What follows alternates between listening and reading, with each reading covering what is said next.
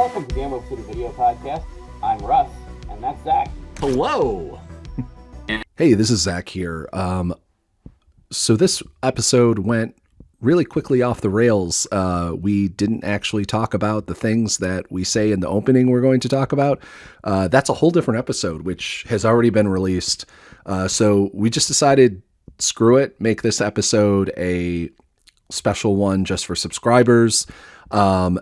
And so you're going to listen to a little bit of us talking about the things we're going to talk about, and then slowly slide into a completely different rant about several different things that we have always kind of wanted to talk about and kind of always sometimes touch upon. But anyway, if it doesn't make any sense, that's why. So anyway, enjoy the first couple minutes of this episode, and then eventually it'll get to start to make some sense.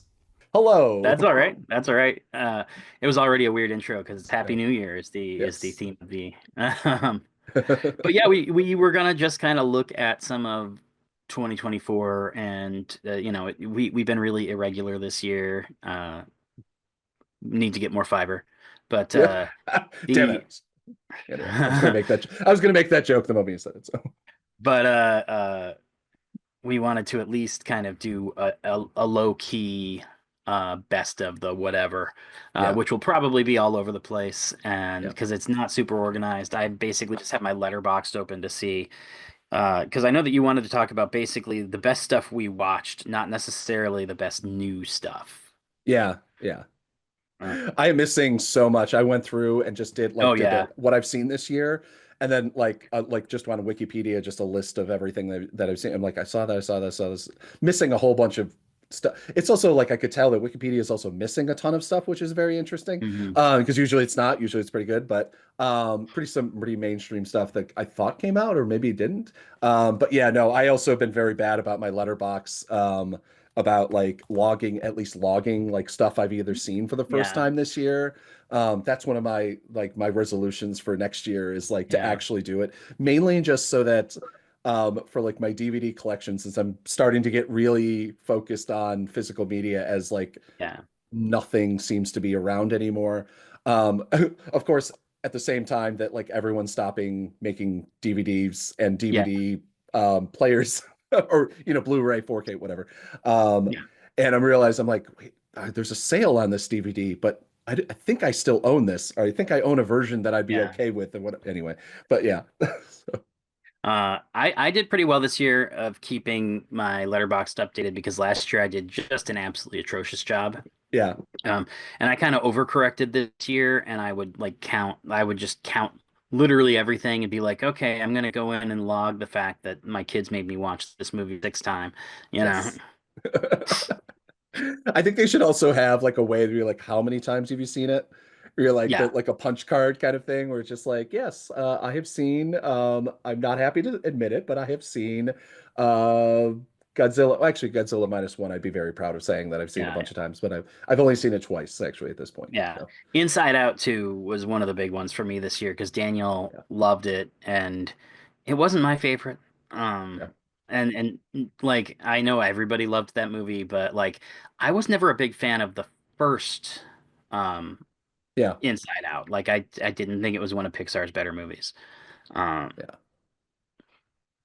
It was I haven't seen the second one yet, but I just remember being it was one of the ones that I'm this very clearly isn't really for me. I teared up a little bit. It did its Pixar duty and everything like that.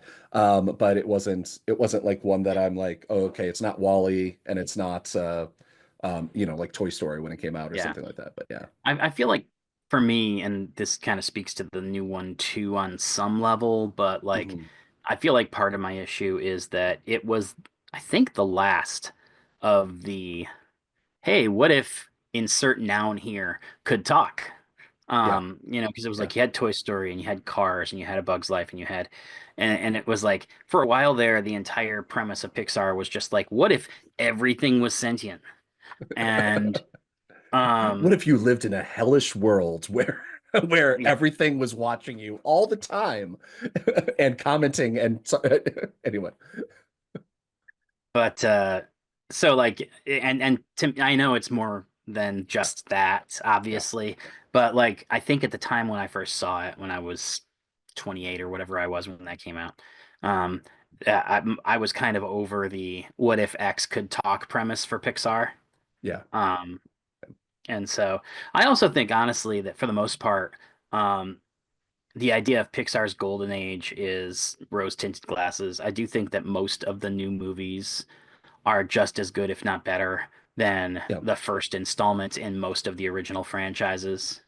Yeah. Um, the ones that have bored me, honestly, are things like Toy Story 4 and, you know, to a lesser extent Inside Out 2. Inside Out 2 is miles ahead of Toy Story 4, but like um at a certain point to me it's like the Incredibles 2 didn't do anything for me Yeah. that the first Incredibles hadn't done better. Yeah. Um Yeah. and so like to me it's like no, I know there's a lot of this conversation around the fact that the only ones making money are the sequels, and so like we need to go back to, but it's like that to me just feels like the audience being in Arrested Development more than the actual quality of the movie speaking for itself. Because I think that like Yeah. you look at something like Elemental was Pixar, right? Yeah. And like to me, the first Elemental is at least as good as the first Inside Out.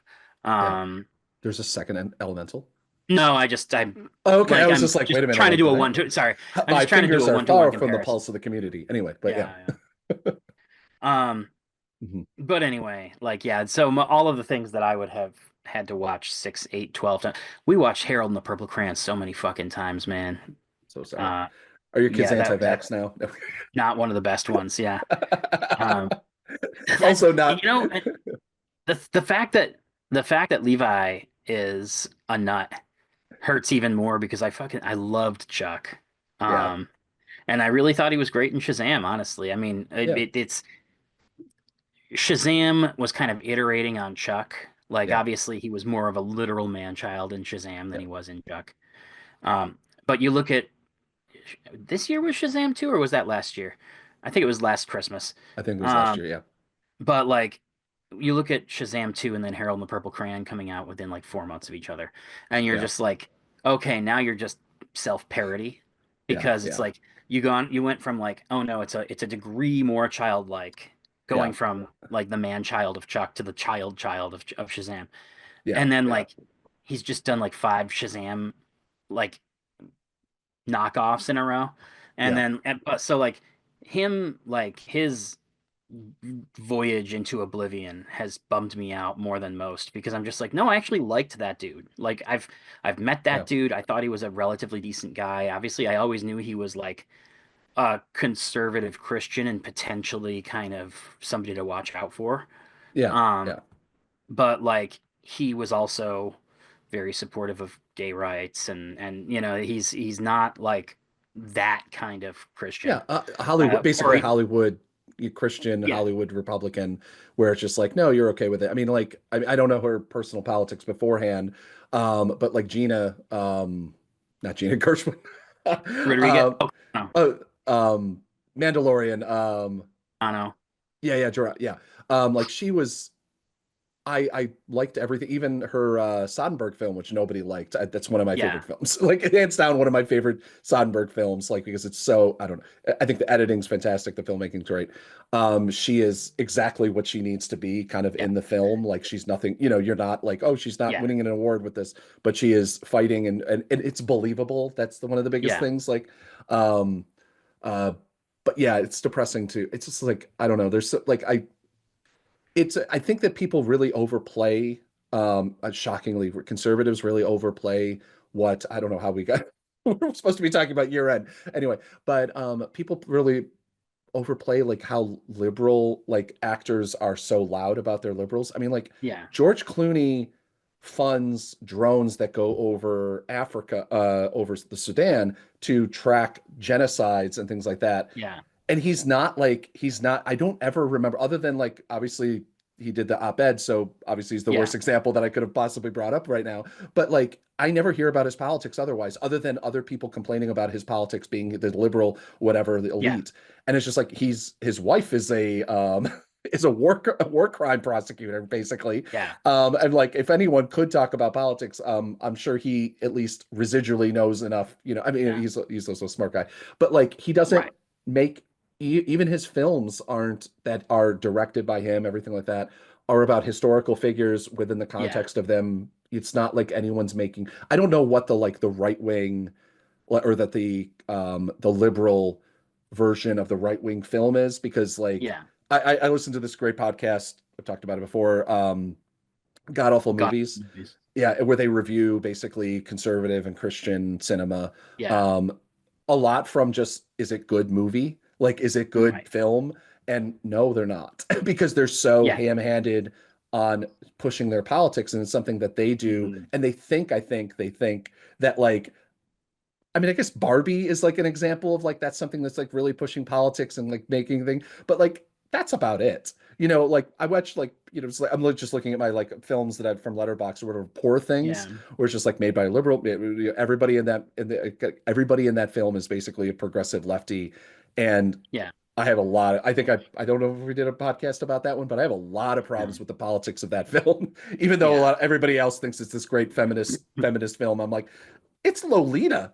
Like it's Yeah. not a No, we great, and talked a I'm little bit sorry, about that in Nabokov has passing. not stood the test of time. Like, Yeah. but, Uh, yeah, yeah, no, there's a lot. I feel it's funny because a lot of people complained at the time that something like Cradle of Rock was really yeah, didactic and yeah, ham-handed. But it's like, yeah, but do you know how fucking good that movie is? Like, it's allowed to be a little yeah, bit like because it's actually well made and yeah, it's yeah, beautifully shot and it's got all these great yeah, perform and it's like no, if God's Not Dead was remotely close to as well made as Cradle Will Rock, yeah, then we would be having a lot different conversations yeah. about these. If any of them could act, if any of them could act as well as anyone in that film, Yeah, it's just like, or write without like, it's just like it's wild, because I'm like, I feel like I could sit down and write a conservative film really well that would do the message and still be a well, at least better written. I'm not saying I'm a great yeah, great screenwriter or anything like that, but like a better selling their message without like beating it with a hammer the way that they feel they yeah, need to do it. And that's like one of the things where it's just like, and also like good actors aren't going to put themselves in roles that have bad scripts unless it pays really well, which is yeah. something that we're actually seeing in Christian cinema now, because they're starting to get real money after like, Right. the Angel, what is it? Angel Studios, Angel like Productions, yeah, Angel they have Studios, yeah. boatloads of money, so they're starting to get like actual actors in some of these films, which is depressing the fuck out of Yeah, me.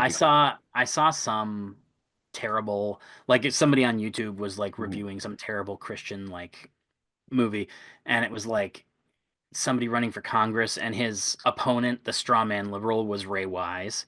And I'm like, you don't need work, man. Like what? Yeah. Can we? That's what I always joke with me. Like, can we just have? Because usually it's like a retirement, like they do like Yeah. really bad, because they can just cash in 50K, show up for 3 days, 2 days, or whatever, Yeah. and they don't have to Like like Mel care. Gibson doing Yeah, or not Mel Gibson, Bruce Willis doing yeah, 36 movies a year yeah. all the way up until they said like, wait, you can't actually do this anymore. Yeah, Yeah. yeah, yeah. But I mean, like, there's a ton of like people retirement, kind of like people who don't want to leave, and they make it easy, and Mhm. yeah, and they're just doing them for the extra. Basically, it's like, okay, well, that pays for 1 year at Harvard for my kid, or like Yeah. whatever it does.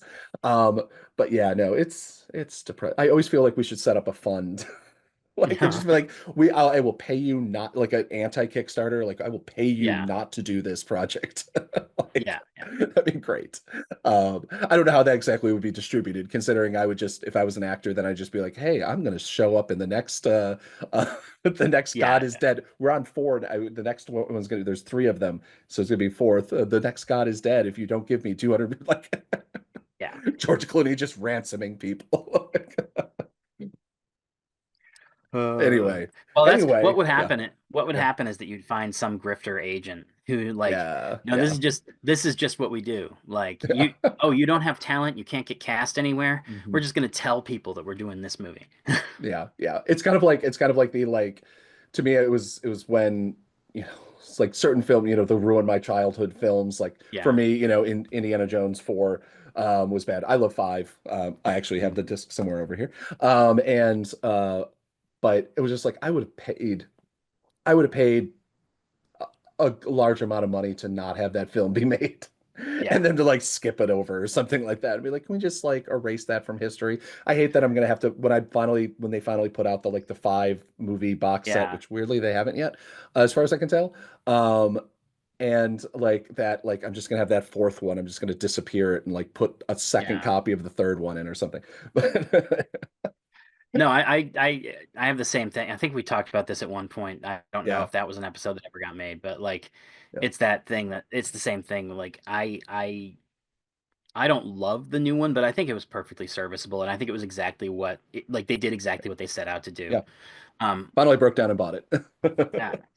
Um, but like so I enjoyed it fine. I think it's a Yeah, perfectly fine movie, and I also think that in general, yeah, when you look at Temple of Doom and you look at like stretches of the other two movies, because pacing was weird on all three of those movies. yeah. Um, so you can look at it, it's kind of like Deadpool. It's like you remember Raiders for the 5 great moments, but then you like sit down and watch it and you're like, oh man, nothing happens for 20 minutes in the middle of this movie. See, my biggest problem with it, because I mean, like it's Spielberg, so I mean, like even his boring moments are pretty good, you know, I mean, are better Mm, than most films. yeah, I've got a lot of problems that I could criticize Spielberg for, but like one thing is like every single one of his films is at least watchable. And you know, I mean, but the problem with the fourth one for me was the aliens. mm, And obviously the fifth one, I have a lot of problems with the time travel thing, but it's yeah, just yeah, like the first three are all kind of based.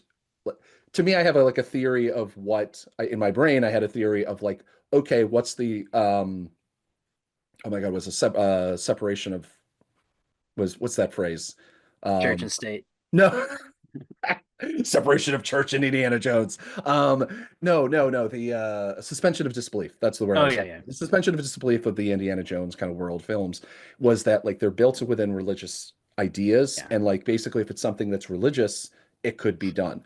Then we have Right. aliens, which is just aliens, you know, like and then we have time travel, which I just I don't know. And Okay, it, I guess. and I feel the But same way actually. I agree that like both of those kind of break the rules of the yeah, universe. yeah, And it stops feeling like a cohesive series and starts feeling like a kitchen sink thing. yeah, Ironically, more like the like pre-code movie serials that Star Wars was meant to emulate, yeah, where it's just like, well, anything can happen to this wacky character, you know. yeah, yeah. Um, and I feel like I don't know. I'd be interested to see. Not there's no way, obviously, to do this, but like I would be interested in if we had flipped the two movies, Mhm. like if we'd seen time travel first and then Yeah, aliens. Um, if we would feel like, nope, that one, like Dial of Destiny, is the one that broke the franchise, and yeah, then yeah, because I feel like maybe part of the reason I was able to, I was bugged by the time travel, but it wasn't disqualifying for me. yeah, yeah, And it's like maybe that's just because we've already had aliens, so fuck it. Like maybe your brain's yeah. kind of like, eh, I mean, also, I mean, I think that this one, you know, due to the fact that Harrison is what he's 80 now, 80 something, and yeah, and so the action was more low key, more realistic and more low yeah, key. I mean, for Indiana Jones, but like for me, right, one of the big things was for the fourth one, also beyond the aliens, you know, beyond the aliens, is the bad kind of CG, the bad yeah, non-practical effects, which I mean, I guess in the time period they're not bad or whatever, but like right, Indiana Jones was such a practical effect movie that even now you watch it, the bad stuff, the you know the spirits coming out of the box, you know, mm, the box and everything, like it looks bad, but it's still it feels like an old movie with which the that yeah, Spielberg was emulating. And so it has yeah, that kind of it has its place. It feels like a 1940s, 50s film that it's supposed to kind of have that vibe of Errol yeah, Flynn and that, you know, I guess Errol Flynn's earlier than that, but but then the moment you add these like the ridiculous the vine and car chase thing, yeah, the movement, I'm gonna erase the how bad, you know, what's his name was in that film, the kid, I'm blanking on yeah. his name as well, and for For legal reasons, no. But Yeah. he um that sequence alone, I think, would have been just like, why are we having this? Like, why is this necessary? It's so over the Yeah. top, so ridiculous. It's not like one time, which was always kind of the Indiana Jones thing to an extent, where it's just like it happened once, it's plausible, and then Yeah. but no, like a three, I don't know. I feel like in my brain that's like a 5 minute sequence. I'm sure it's probably only 30 seconds. Um, Right. no, no, I won't make a joke there. But is the fact that like yeah, no, it stops being believable after the second time it happens. The fact that the like the whatever he does with the whip, whatever, it's like it's luck. It's the Indiana Jones luck. If you're doing Yeah. it something for 30 seconds that like requires unbelievable amount of luck and coordination, it stops being the Yeah. great thing. And it's just Yeah. like that was a lot of that film had that, like, let's just go over the top because we can make Indiana Jones and Yeah. his whatever do these things. Um, but no, I I wonder, it's funny because a lot of the stuff that we see now, like everybody compares big action set pieces to uh, the Fast and Furious movies. And it's like yeah, the yeah, Fast and Furious movies and how ridiculous they've gotten has had a knock-on effect. So that like other things like Bad Boys now are totally different movies than they started the franchise with, and like blah yeah, blah blah blah yeah, blah. yeah.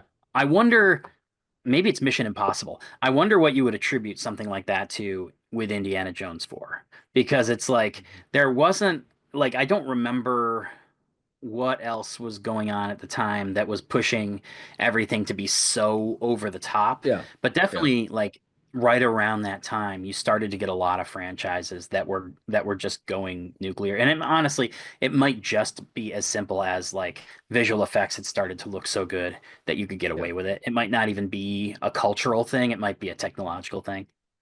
Uh, I mean, I would guess it's a little, I would lean more towards like, okay, we have a 200 million dollars. I think also like budgets were just that's true. exploding, Yeah. was such a big thing at the time. And not at the time, it still kind of is. I hope to Yeah. God it's starting to peter off, because like you can have like low budget, good looking film, low budget now, $60 million.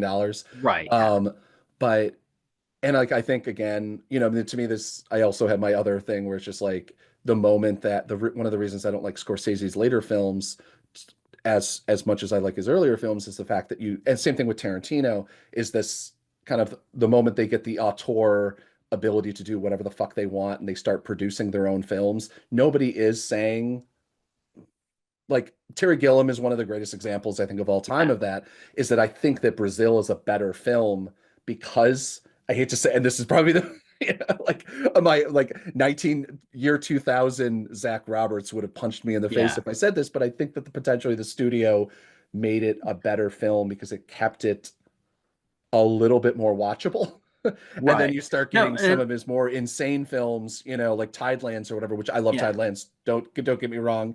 Right, right. But it's insane, and Yeah. it's not a film for more than 12 people.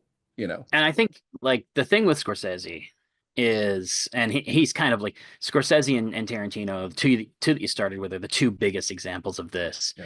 is that he's an incredibly smart filmmaker and he's Yeah. really good at problem solving. And so back when he had problems, it was interesting to see how he solved them. Now, like between the amount of money that he spends on each film and the fact that everything is CGI, it's like there's no problems to solve anymore. Yeah. He just Yeah. goes in with a screenplay, and if something presents a complication, he's like, Mhm. fuck it, we'll fix it in post. And Yeah. Yeah. and so, Yeah. I mean, like, and again, that's an yeah. oversimplification, but I think No, that's but true of both Scorsese and Tarantino, is that now that they yeah. have like all of the money and all of the power and all of there's Yeah. no problem solving Yeah. anymore. There's nothing clever. The movies Well, I mean, feel it's very, yeah. I mean, especially with I feel like Tarantino, who very much came out of the indie cinema mindset, Mhm. that the moment that he can just he doesn't have to write around anything anymore. Like Right. Reservoir Dogs has so much good writing around things because, well, we could only afford that warehouse. And so we Yeah. can't go to the Hollywood sign and then fly down over this way and then drive down in this particular, blow up this car, Yeah. or do everything we want to do because, oh no, we spent all our money on the opening scene and then everything else has Yeah. to be just two actors. And it's like the writing was better. Because I think Tarantino is a better writer than he is a director. I think his writing is so Yeah. good for what it is. Take your caveats and arguments about feminism and his foot fetish and everything else, but aside, but he it now doesn't have to write. Like, to me, Once Upon a Time in Hollywood has great moments. I think Leo is fantastic in it. I think Pitt is good in it, probably one of his best roles Yeah. he's ever had, like since maybe 12 Monkeys or Fight Club. And but like the film itself to me is a complete and utter mess. And of like everything that's going on, multiple stories that align because basically he writes that he wants them to align, not that they align in kind of it doesn't have that magic that Pulp Fiction had, which was all these things going on and then they meet, Bruce Willis and Sam Jackson, right, and and Travolta meet in the apartment, and things happen. Right. And it doesn't have that like spontaneousness. It feels like, no, we're making this. And maybe that's just the fact that it's a Tarantino film. So it's like kind of like M. Night Shyamalan, where it's just like, I know this is going to happen because it has to. Like, again, it's that question of like what made us feel that way, and you can't get a simple answer. But definitely one of those right. like always happy to be wrong on that. Like, other than I do definitely believe that like if you took away, I think that what's Scorsese? Oh my God, I'm blanking on Scorsese's Netflix film. The Irishman, or The Irishman. I think if you took $150 million away from that film, it would be a fantastically better film because you would get rid of the desperation to make a 80-year-old actor do physical things that pretend to be a 40-year-old, 30-year-old. I'm trying to remember what the flashbacks were or whatever. And like CG wouldn't, obviously he couldn't have afforded all that CG work. He couldn't afford it. He'd have to write around the fact that De Niro is this age and can maybe play, 60, kind of thing. And maybe we can do that, whatever. And we'll have to find a different actor to play him younger, or we just write it so that it's different, so that he's telling it and whatever, you write around it. And I think a lot of that went away. That's one of the reasons, like, I didn't like that film at all. Like, I felt like it was suffering through most of it, even though it had like all of the best actors of the last 50 years and it like cram packed into 2.5 hours, or whatever it was, almost 3 hours. So anyway. Similarly with, and we should at some point start the podcast, but I figured at this point this is a two-parter. Yeah. Similarly, one of the things that I think is worth, like, because we talked a lot at the time about Once Upon a Time in Hollywood, but something I don't think that we touched on that you really like butted up against there is the fact that there was an energy to Tarantino's early work where when these characters started to collide, it felt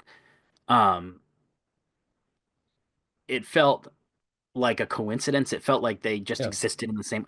Now everything feels preordained. Like you go in knowing that, like, well, in the third act, these guys are all somehow going to come together. Well, and that to me feels different. There's a different energy to it. Like there's an inevitability that takes away that spontaneity. I mean, the weird thing is, I think Inglourious Bastards is probably like the best example and the worst, of that. I think it's one of the reasons it's probably one of his best films is the fact that all of those characters coming together in that final scene obviously is preordained because that's the fucking script, that they're all like going to be there. But it feels that it's building to this moment because you don't know who's going to survive, who's going to be in the end. You have all these moments like right up into the moment of the precipice of like anxiety and stress that's building is who's going to be allowed to live because the Germans know to have some level of knowing who Brad Pitt is, and they're not being too they're being really bad at hiding it, obviously. Can't do that Italian accent,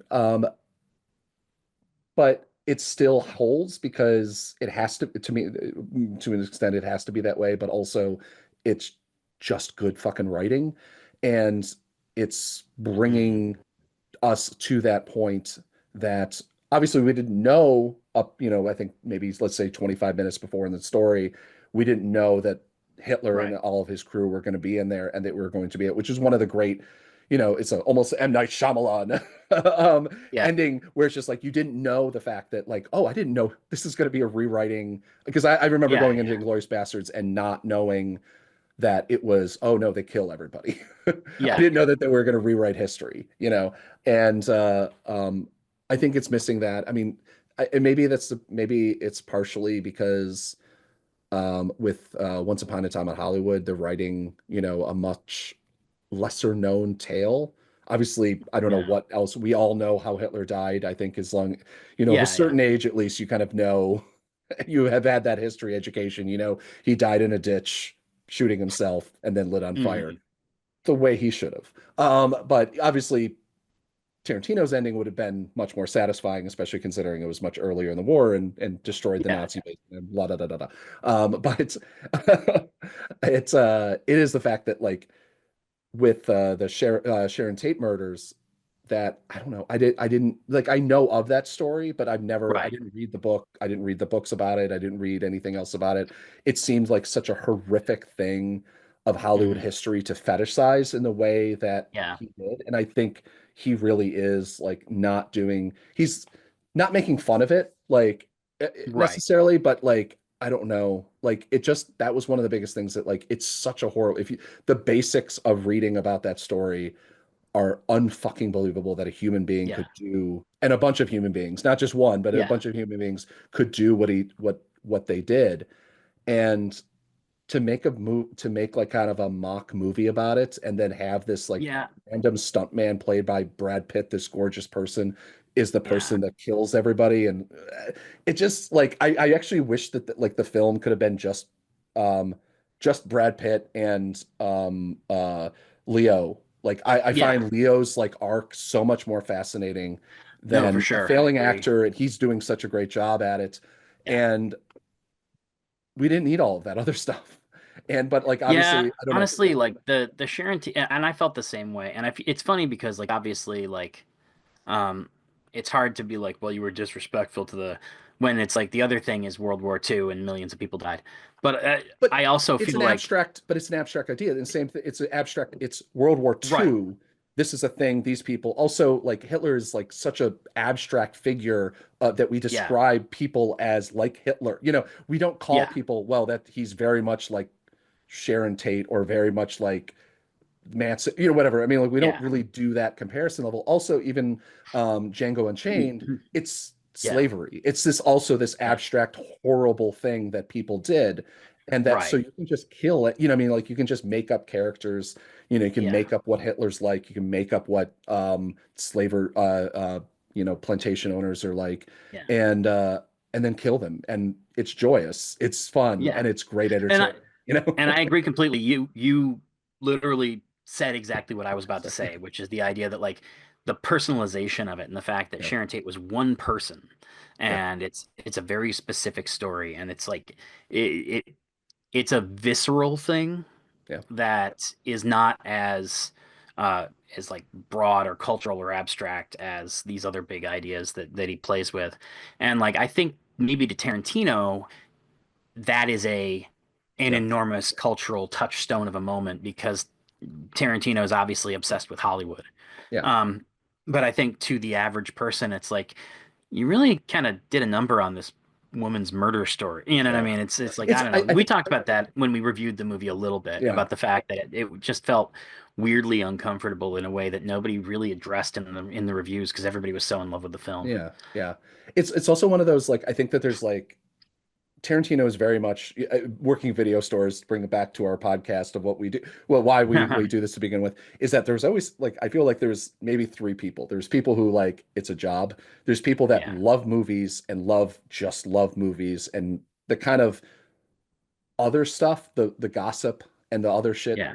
I've never really cared too much about. I really find Right. like the part of entertainment journalism that's dealing with like, oh, who's dating who? I could give a flying fuck. I don't Yeah. care who's fucking who. I don't care. I wish that I didn't have to know these things just by the fact that I'm reading Entertainment Weekly and right next to a film review is a 4-page spread of photos of whatever.